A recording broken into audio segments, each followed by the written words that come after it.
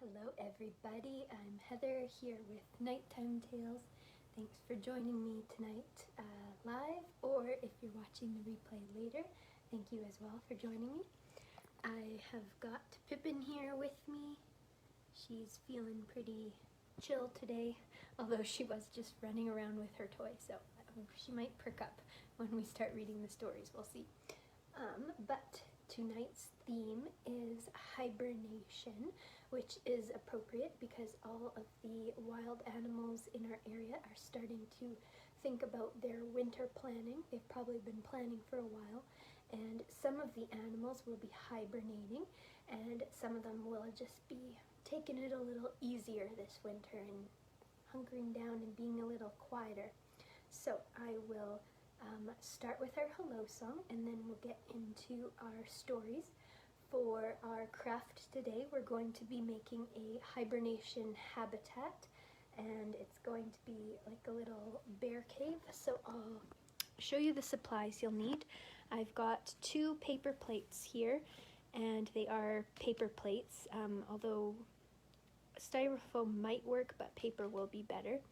And then I've got some nature items, like a little bit of this grassy, dried up grass stuff, some rocks, some burlap for a little bit of our bedding in the cave, and then some felt that will maybe be used as snow or maybe a soft blankie for the bear.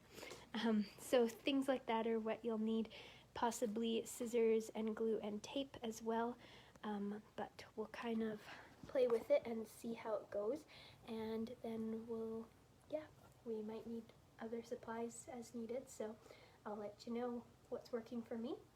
I see we've got a few live viewers here, so thanks for joining me. If you want me to shout out and say hi to you, let me know you're watching and tell me the kids' names and I'll say hi. So let's start with our hello song. We'll get our clapping hands ready, and it goes: bread and butter, marmalade and jam. Let's say hello as quietly as we can. Bread and butter, marmalade and jam. Let's say hello as quickly as we can. Hello. Bread and butter, marmalade and jam. Let's say hello as loudly as we can. Hello. Bread and butter, marmalade and jam. Let's say hello as slowly as we can. Hello. Good job, everybody. Okay, our first book we're going to read about hibernation is called A Mouse So Small. So let me flip this around so that you can see the book I'm reading. Hopefully that's in a good spot. And Pippin's already perking up. She likes story time, don't you? So this is called A Mouse So Small by Angela McAllister, illustrated by Carolyn Pedler. Oh, and I forgot to mention that I forgot my pajamas today, but I do have a comfy outfit on. So hopefully you're comfy in whatever you're wearing as well. All right, A Mouse So Small. A cold wind rustled through the woods. Fall is almost over, Bear told Molly Mouse. It's time for my long winter sleep. Molly gave Bear a hug. His tummy rumbled. Are you hungry? She asked. Yes, yawned Bear. But I can't stop to eat. I might fall asleep right here in the grass. You must hurry home, Bear, exclaimed Molly. Goodbye. See you in the spring, he promised. Poor Bear is going to bed hungry, thought Molly as her friend ambled away through the fallen leaves. I have to help him. She looked around. Ooh, blackberries. Bear would love those, she thought. Blackberries are a bear's favorite snack. But the blackberries were too high to pick. I'll get them somehow, Molly frowned. I won't let Bear go hungry. Molly tried to jump, but her little legs were too short. She tried knocking them down with a stick, but she still couldn't reach the blackberries. Just getting creative, though. Then she saw a log. She scrambled just a little higher. Molly puffed as she stretch toward the blackberries. Is she gonna get them? But as she grabbed a branch to pull the berries close, she wibbled and wobbled and slipped off the stump. "Help!" yelled Molly, dangling from the blackberry bush. Oh no, she's hanging on there, but it's too far down to the ground to let go. Luckily, Fox was passing by. "You're too small to climb up there," he said, helping her down. "I am not too small," huffed Molly. "That blackberry bush is too tall." "Let me help," Fox smiled as he pulled the branch closer. Molly picked the 3 biggest blackberries. "Thank you," she said. "These are for Bear." That's nice. Look at Fox being a good friend and helping Molly get the berries. Those look really delicious. I would eat those. Molly set off through the woods to Bear's den, but 3 big blackberries were heavy to carry. First she dropped one, then another. "You're very greedy for such a small mouse," chuckled Squirrel. "I'm not a small mouse," insisted Molly. "I haven't finished growing yet. And I'm not greedy either. These berries are for Bear." "Why don't you put them on a leaf and pull them?" suggested Squirrel. "Oh, like a little wagon, but mouse-sized." Molly found a big leaf and piled the blackberries on top of it. "Thank you, Squirrel," she said, but Squirrel had already hurried away to bury his food for the winter. Molly pulled the berries up the hill. "I hope Bear is still awake," she puffed. Suddenly, she heard a grumbling voice. Look how green the grass still is, and there's flowers and bumblebees out. It's not even fall yet, but it's a good thing they're preparing early for winter. "What is that on my back?" Hedgehog had something stuck in his spines. Look at him. Oh no.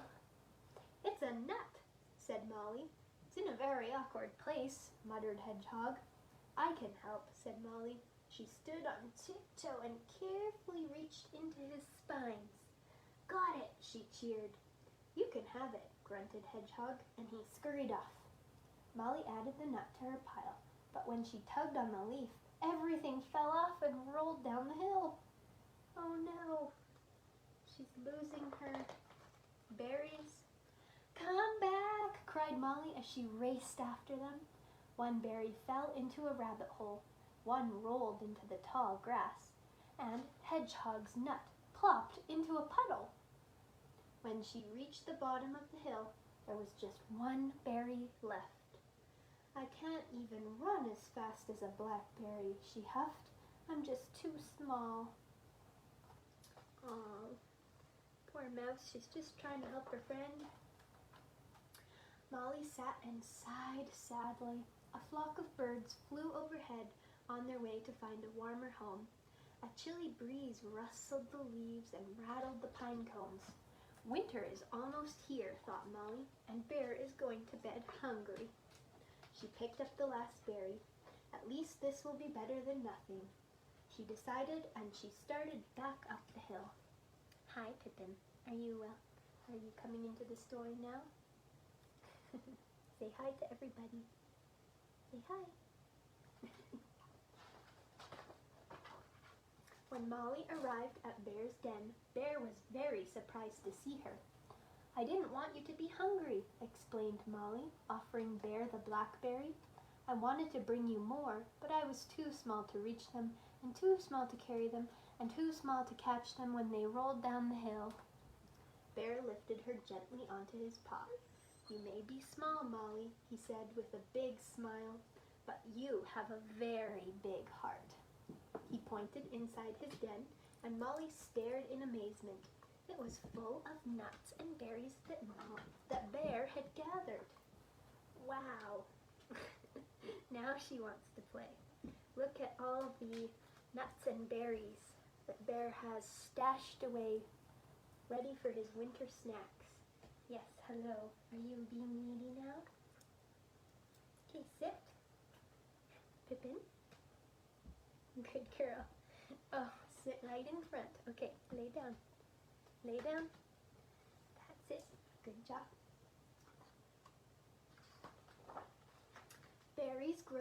bushes and nuts grow on trees," said Bear, "but best friends aren't as easy to find." Molly gave Bear her biggest hug, and together the two friends sat and watched the sunset in the autumn sky until it was time for a long winter sleep. There, now it looks like fall, doesn't it? Look at all those pretty colored leaves. The grass is starting to brown a little bit. And there's the fall leaves. So that one's pretty cute. Mouse is a very good friend, isn't she? So next we'll talk a little bit about hibernation. I'll flip you around to see if we have any shout outs to do. Oh, good. Rosie is watching. Hello, Rosie. Nice to see you here. Well, I can't see you, but nice to have you here on the live program. And Pippin is happy to see you as well. So for our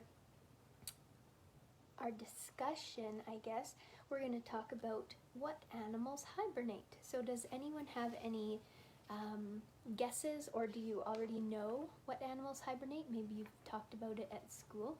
Let me know in the comments if you have a guess, or if you know of an animal that hibernates. So bears, although most people think bears do hibernate, it's not the truest kind of hibernation, because that involves a lowered heart rate, breathing, and lower metabolism.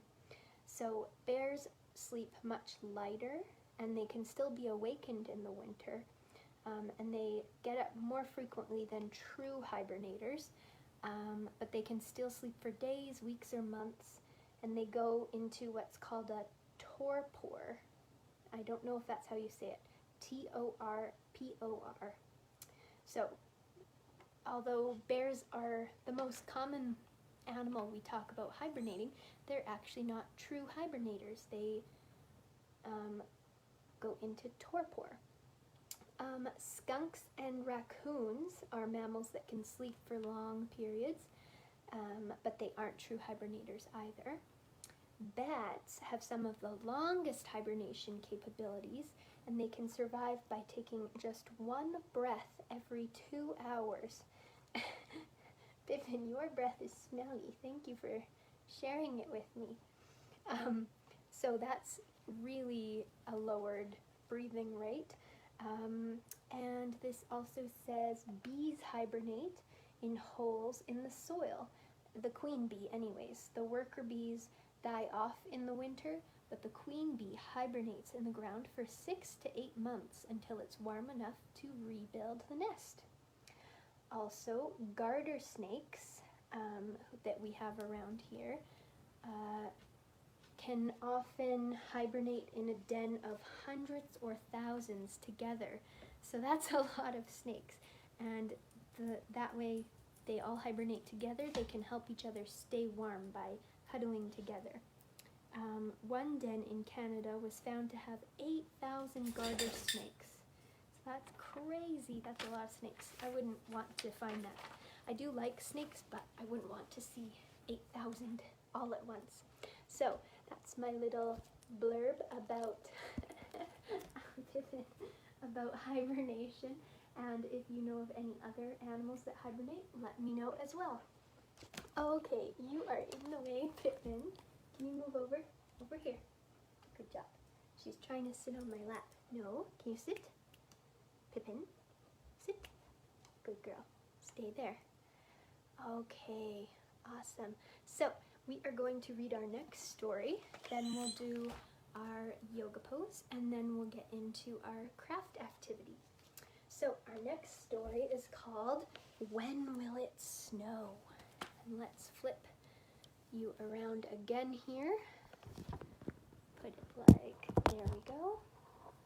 Hopefully I'm on screen again. When Will It Snow? This is by Catherine White and Allison Edgson. And that is a very cute little bear looking at some fall leaves. There he is again. Cute little bear. Winter is coming, little bear, Mother Bear said. Soon icy winds will blow, bringing soft white snow. We must snuggle down deep to sleep, safe in our den.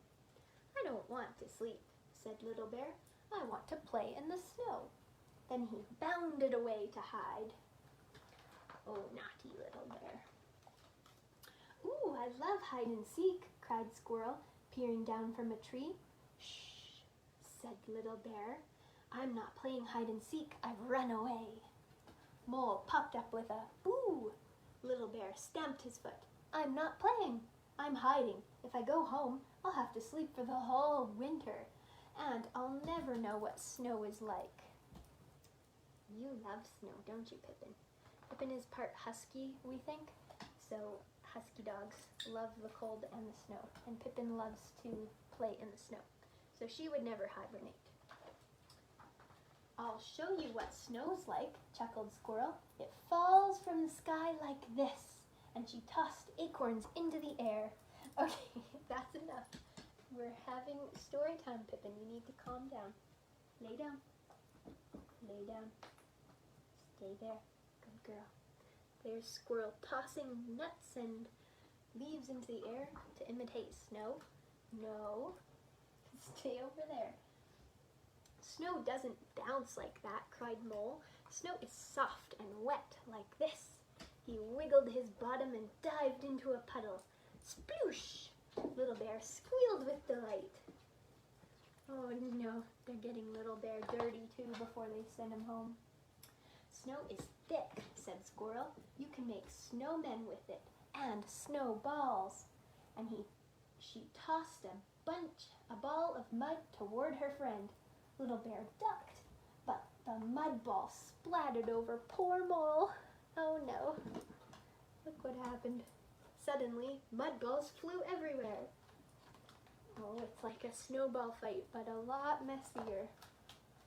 You can make angel wings in snow, said Squirrel, falling backwards and flapping her arms. I can do that too, whooped Little Bear as he and Mole joined in.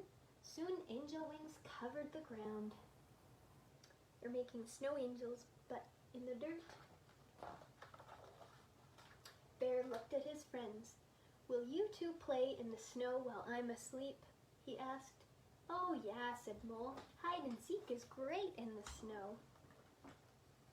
Oh, look how cute they all are. Bear is so cute. Even the Mole and the Squirrel are really cute, aren't they? Just then, Little Bear heard his mother calling. He flopped down in a huff. Grouchy Grizzly, giggled Mole, making him a funny hat. Don't forget me, said Bear. Course not, said Squirrel. But Bear's friends were already playing without him. Oh man. Mother Bear reached out for a hug. I don't want hugs, said Bear. I want to play in the snow. We bears sleep through the winter, said Mother Bear softly, and when we wake, the cold snow is gone. Will my friends be gone too? Whispered Little Bear. True friends are always there for you, like the sunshine, said Mother Bear, snuggling Little Bear into bed. Aw, very sweet. Outside the cave, snow fell all through the long winter. There's their little cave. Doesn't it look cozy in there compared to the cold, blustering winter? Sometimes I would like to hibernate through the winter. Then one day, when the spring sunshine had melted the last of the snowflakes, Mother Bear gently shook Little Bear awake. Spring is here, little one, she said. Bear raced outside. The world was warm and filled with the scent of blossoms and fresh grass. Wow, look how beautiful it is. Lots of blossoms. Bear ran straight to the muddy puddle to look for Squirrel and Mole. They've gone, he sighed. They've forgotten all about me. Just then, Little Bear heard a laugh. He quietly tiptoed through the trees. There was Squirrel, dressed as a snowman. We've missed you, Bear, squealed Mole. Hide and seek isn't the same without you. Little Bear's eyes lit up. He had everything he could wish for, the best friends in all the world. Look at Squirrel pretending to be a snowman for Little Bear. The end. Look at that beautiful spring. Very beautiful. I'm excited for spring, and winter's hardly started, hasn't it? Okay, we are going to do our yoga pose. So let's flip back around here, and I just need to choose a yoga pose. Oh, we've got another shout out that I can see. Walker says Indy 2. Walker says Indy 2. Okay, I think that means is Walker watching? If so, hello Walker. Nice to see you. Awesome that you're here. Okay, let's choose a yoga pose here. I think I need a nice, easy one. Let's do giraffe pose. So here's giraffe pose. And I will put you up on the table for this one so that we've got a wider view. Okay, so for giraffe pose, I'm going to stand over here so you can see most of me. We're going to spread our legs out and lean more on one leg. We'll put our one arm on our hip like this, and this arm is our long giraffe neck. So reach it high up in the sky. We'll take some deep breaths. Breathe in and out. And in and out. Good job. Now let's lean on our other leg. So put your weight on this leg. Reach up with your other arm. Take some more deep breaths. Breathe in and out. And in and out. Good job, everybody, being a good giraffe. Giraffes don't hibernate, do they? They live in Africa, where it's very nice and warm. Oh, about the playing in the snow. Yes, very good. Thanks, Stephanie. I'm glad you're here watching live. Awesome. Okay, I'm just gonna, oops, I need to flip you so you're not staring at my ceiling. And, oops, the camera's on that side. Oh dear, we're getting there. Okay, there. This is where we're gonna do our craft. So, if you weren't here quite yet when I mentioned the supplies you need, I'll go over it quickly now. So, we need our paper plates. We're gonna use 2 of them probably, and I think paper will work better than styrofoam. If you don't have paper plates, just some cardstock or paper will work as well.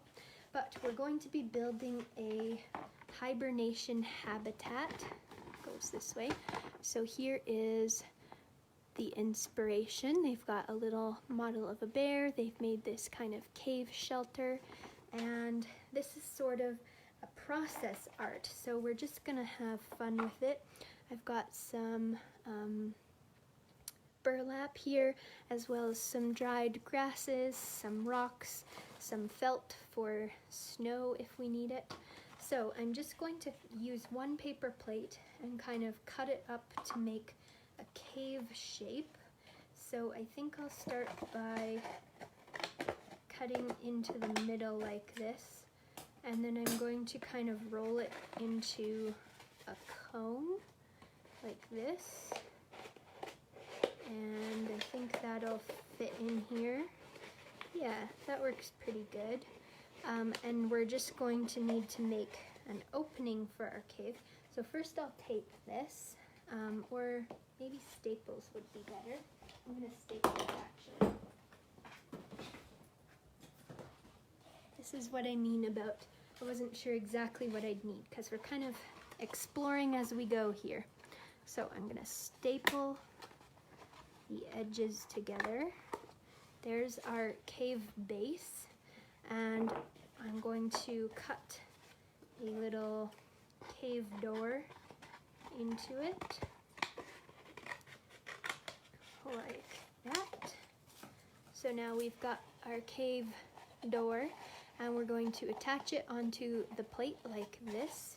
So I think I'll just set mine there because then I can lift it up and build my little den inside if I want to. So for inside the den, I think I'll put this burlap inside of there. Pippin is checking out what I'm doing. Do you like it, Pippin? Is this a good cave? So I'm just going to use the burlap as a nice comfy bedding for my bears, and that will be like they've packed their cave full of comfy leaves and stuff in there. So there's a nice warm place for the bear to sleep. And now we can blanket the outside with snow. Here's our snow. We could also put some of these grasses inside actually. I think I'll do that. This is a bit too big, so I'm going to cut a piece off.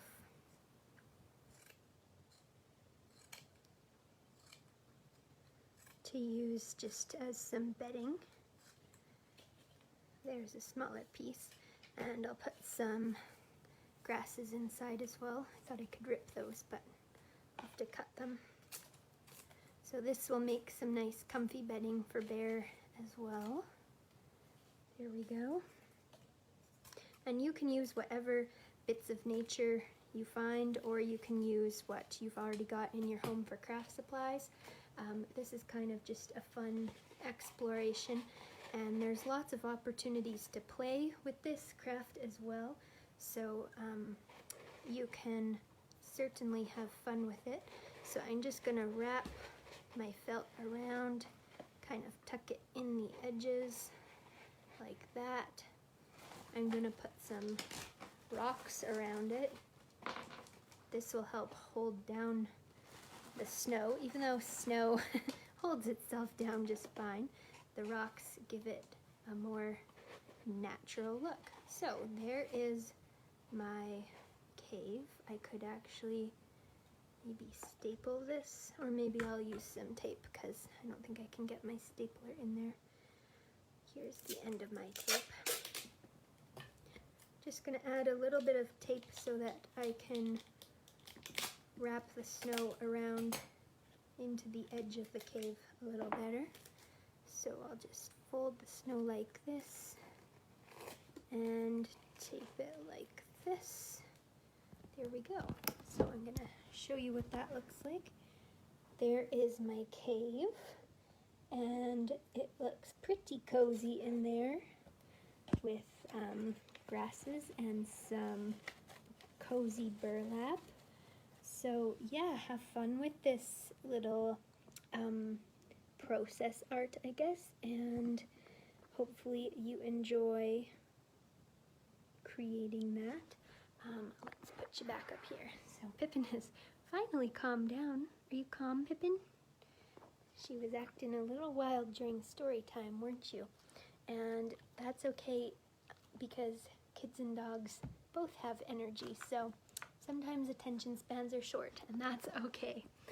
So I am going to sign off now. Thanks for everyone who joined live. I think Rosie and Walker were both here, so thank you too. And thanks for anyone else here watching, or for those of you watching the replay. Awesome to have you tonight, and I hope you learned a little bit about hibernation, and I hope it inspires you to learn more about hibernation. So have a great rest of your night and a great week. Bye-bye, everybody.